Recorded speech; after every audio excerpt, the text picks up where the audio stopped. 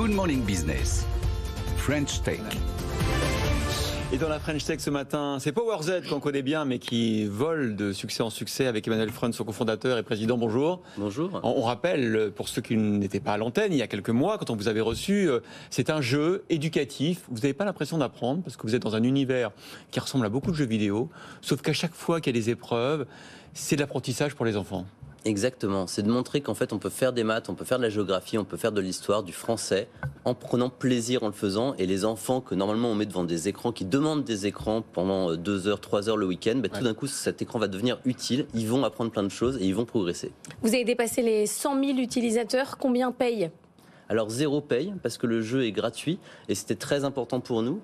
L'idée c'est que l'éducation doit être accessible pour tous, à tous, et pourrait être un nouveau moyen de réunir les gens, finalement. Mais vous n'êtes pas une fondation, vous n'êtes pas une œuvre humanitaire, où à un moment donné, il va falloir quand même gagner un peu d'argent, non ? Non, mais maintenant c'est le modèle des jeux vidéo classiques, c'est que les jeux vidéo sont gratuits de plus en plus. Et donc vous jetez l'argent par les fenêtres ? Non, pas du tout, évidemment. On utilise l'argent des investisseurs, le but c'est d'avoir, aujourd'hui il y a à peu près 2 milliards d'enfants. C'est pas le vôtre, c'est celui des investisseurs. C'est pas le vôtre, c'est celui des investisseurs. En fait, il y a 2 milliards d'enfants, le but c'est d'aller sur le long terme. Il y a 2 milliards d'enfants dans le monde. À un moment, quand notre jeu sera diffusé et sera utilisé par tout le monde, ce qui est un peu le principe des GAFA, de tous les géants dans un secteur donné, on va pouvoir commencer à monétiser effectivement ce qu'on appelle de l'accessoire, c'est-à-dire que l'accès au jeu et à l'éducation doit être entier et pour tout le monde gratuit.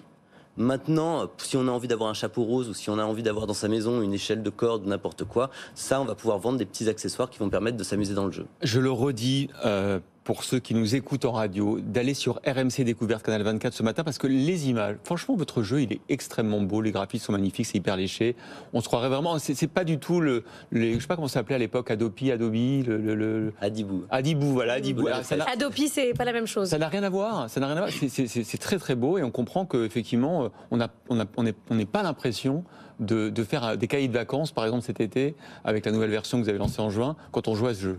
Non, pas du tout, effectivement. Et c'est incroyablement agréable de voir le retour des gens, de voir le retour des parents, de voir le retour des enfants, encore une fois. Qui prennent plaisir et surtout qu'on voit progresser.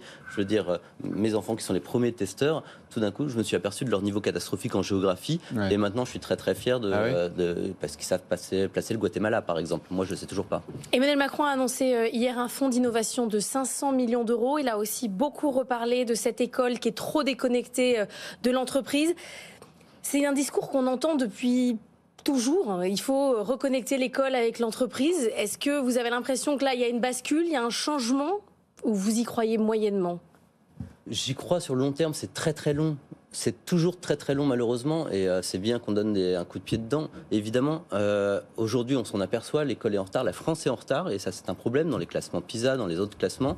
Ce qui est absolument aberrant, c'est que alors qu'on a ce discours-là, on a exactement le même discours à côté qui est il faut absolument bannir les écrans des foyers. Les écrans sont nocifs, ils sont mauvais, il faut les retirer.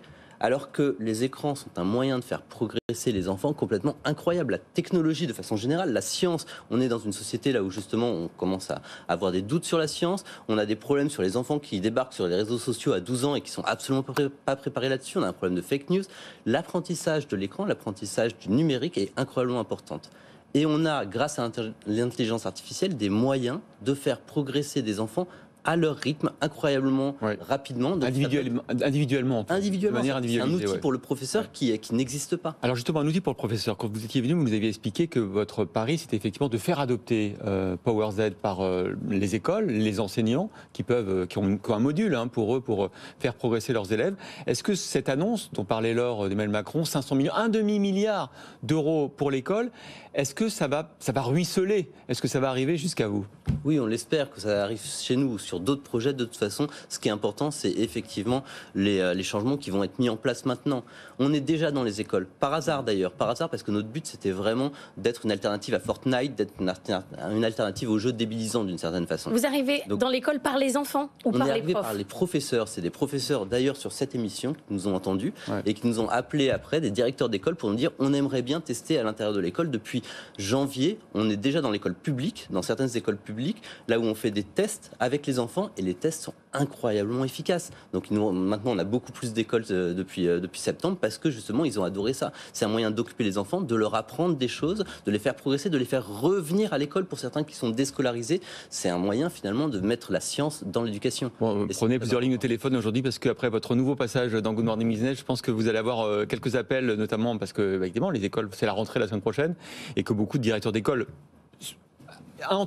incités par le plan de la République vont sans doute vous appeler et peut-être collaborer avec vous. Combien de collaborateurs aujourd'hui chez PowerZ ? On est une 50aine à peu près.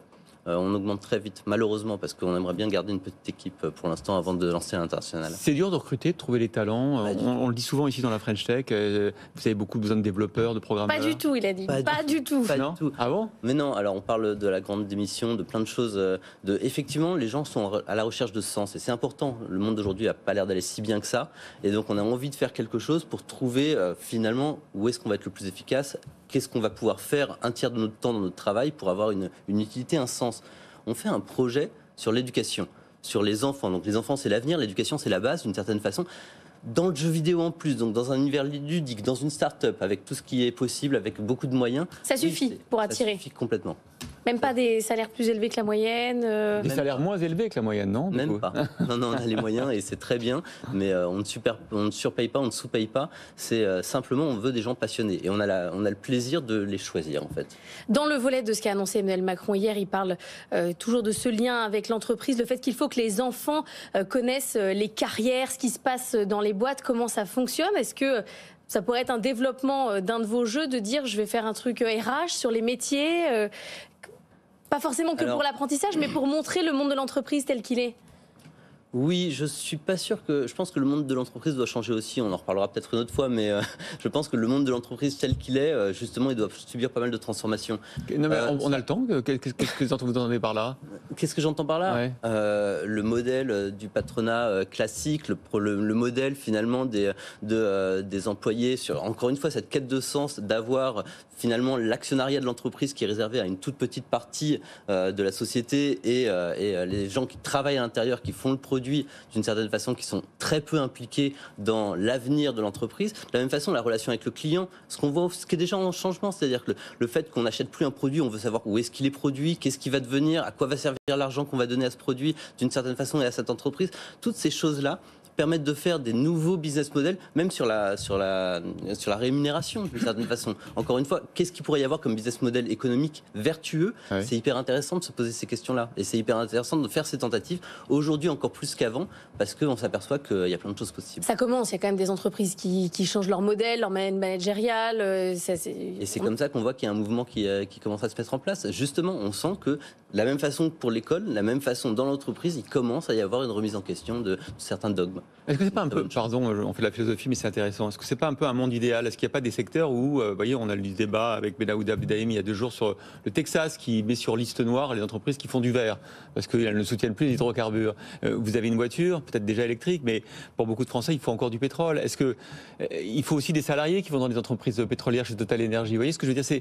Est-ce que vous n'avez pas la chance d'être dans un domaine où vous êtes un petit peu à l'écart, préservé de ce type de préoccupation et de réalité ? Si. Justement, et c'est pour ça qu'on a un devoir d'essayer de trouver de nouvelles solutions. C'est parce que j'ai la chance d'être dans un domaine qui est préservé, là où je peux me le permettre. Donc si les gens qui peuvent se le permettre ne montrent pas l'exemple, n'essayent pas de trouver d'autres solutions, finalement le reste ne va pas suivre. Et évidemment, il y a des secteurs qui vont être plus longtemps à suivre. Alors, j'ai pas de voiture électrique, j'ai pas de voiture, je suis dans le domaine partagé justement. C'est très intéressant. J'ai cette chance-là aussi d'habiter à Paris, d'avoir tous les moyens, toutes les applications possibles, imaginables. C'est ça qu'il faut continuer. Et au fur et à mesure, tous les secteurs vont changer. Au bout d'un moment. Eh bien, écoutez, merci beaucoup, Emmanuel Freund, cofondateur et président de PowerZ, d'avoir été l'invité de la French Tech ce matin.